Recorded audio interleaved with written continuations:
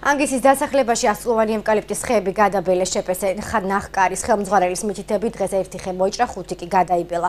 ევკალიპტის ხეების მოჭრის პროცესი დღეს აჭარის ბუნებრივი რესურსების სააგენტოს წარმომადგენლებმა შეაჩერეს, მათ აქტი შეადგინეს და ფაქტის შესწავლა დაიწყეს. იმ შემთხვევაში თუ კი დადგინდება, რომ შეპესის წარმომადგენელმა საკუთარ ტერიტორიაზე არსებული ხეები მოჭრეს, მაშინ სამუშაოების განახლების საშუალება ერთ კვირაში მიეცემათ. წინააღმდეგ შემთხვევაში ჯარიმის სახით თითოეულ ხეზე 940 ლარის გადახდა მოუწევთ.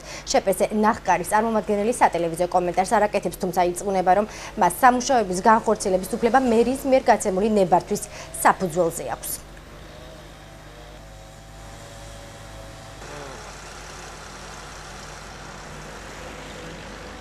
ავიღეთ GPS კოორდინატები, ავიღეთ მიწის ზედაპირიდან 10 სანტიმეტრის სიმაღლეზე გადაბელილი ხეების ზომები და შევადგინეთ აქტი. იმასთან დაკავშირებით, რომ თუ ეს ნამდვილად მიეკუთვნება საკუთრებას, მესაკუთრეს უფლება აქვს მან ეს ხეები სურვილისამებრ მოჭრას და გამოიყენოს როგორც მას სჭირდება ისე.